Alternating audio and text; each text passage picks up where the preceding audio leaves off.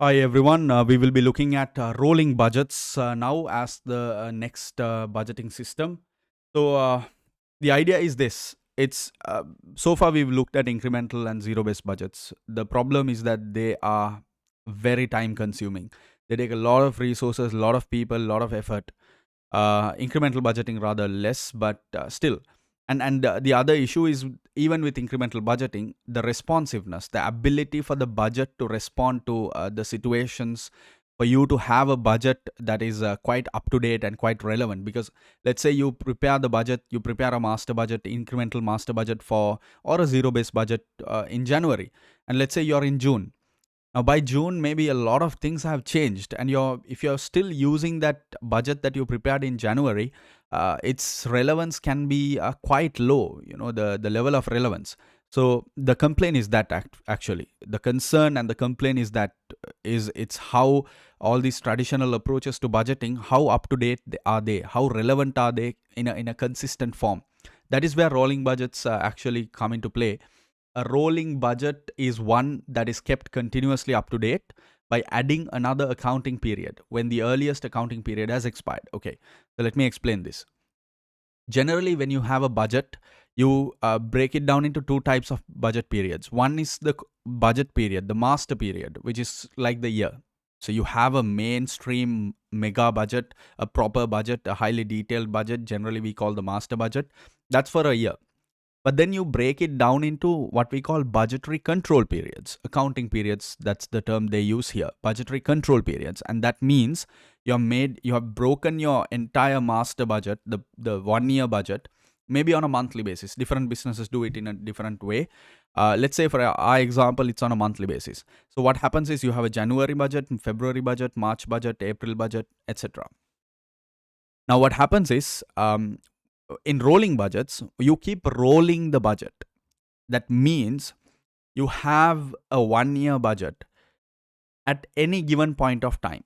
So on the 1st of January, you have from January to December, you have the entire budget with different months. Now, once January is over, now your budget is only available for Feb to, because you know the actuals for January, so it's the past, right? So you have your budget from Feb to December, but that's 11 months. Rolling means you add a new January from the next year. So now you have a budget from February 1st to January 31st next year. And then February is over. So what happens is, you add the 1st of March. Now you had a budget, or you have a budget from March 1st to January, but what you do is you add a new month on the new month of February from the next year.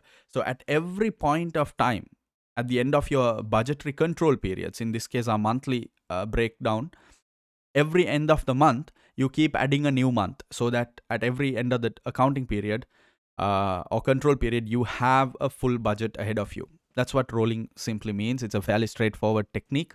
And this is the thing. One thing that we are able to do here is that, let's say now it's end of June.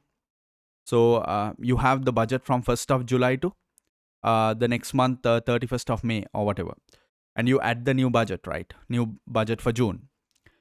So that you have a 1 year period. When you are adding the June budget from next year, from 2023 or 24, what you do is you also relook at the 11 months ahead of you. The 11 months budgets that you have from June to May, you also refresh those budgets. Whenever you keep adding a new accounting period, you also relook at the budgets that you have in between, and you refresh them and make any changes. So what does this do? It keeps your budget up to date. It keeps your budget, it keeps you in a way where you're looking at the budget every month in this case, and you're refreshing it every time, so that you have the most up to date versions of it.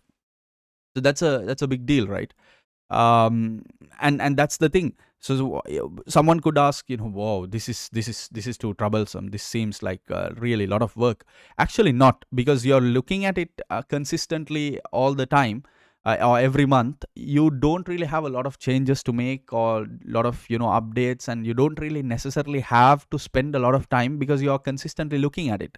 So because of that, you can, if you're really smart about it, you can really manage your time. So that's a major advantage of rolling budgets. you can take a look at the suitability here. Accurate forecasts are kind of difficult to be made in such a case. So this is perfectly suitable for new companies in situations where you cannot really predict the numbers, estimates accurately. And for any area of business that needs tight control.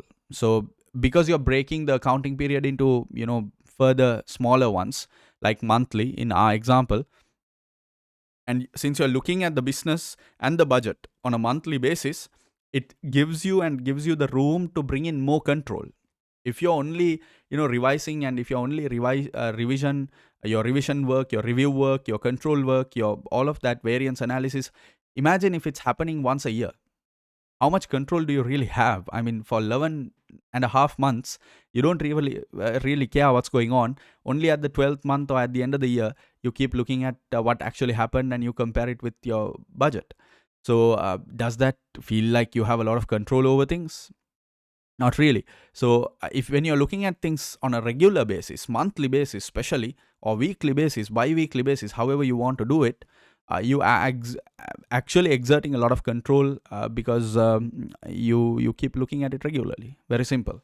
So that's a big advantage of rolling budgets. Even though it is simple, it is quite effective, quite useful, but depends on how you approach it. Because if you make it a mess, if you overcomplicate it, and if you make it a too tedious task, then people will get lost in it, and it can be a very time consuming effort, and it might the value of it might be lost, because you always have to make sure that the gain is bigger than the expense, right? The effort that you put in, the output and the reward is bigger than your effort. So unless that happens, it won't be valuable. So you have to be careful in that. You can take a look at the advantages and the disadvantages, quite simple, quite fairly obvious ones. And that brings an end to flexible budgeting. There are a couple of examples, in fact, in your Kaplan text, which you should be looking at. We will be seeing you, or I will be seeing you in a different video with a new budgeting system. Thank you so much.